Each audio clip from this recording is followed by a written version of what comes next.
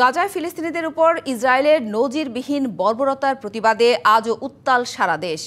জেলায় জেলায় বিক্ষোভ করেছে ছাত্রদল সহ বিভিন্ন পেশাজীবী সংগঠন ও সাধারণ মানুষ।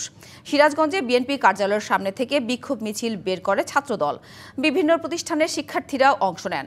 বাগেরহাটে বিক্ষোভ কর্মসূচি থেকে ইসরায়েলের পণ্য বর্জনের আহ্বান জানানো হয়। এছাড়া ভোলা, চুয়াডাঙ্গা, হবিগঞ্জ, কুষ্টিয়া, পাবনা, রাজশাহী সহ বিভিন্ন জেলায় বিক্ষোভ করেছে ছাত্রদল।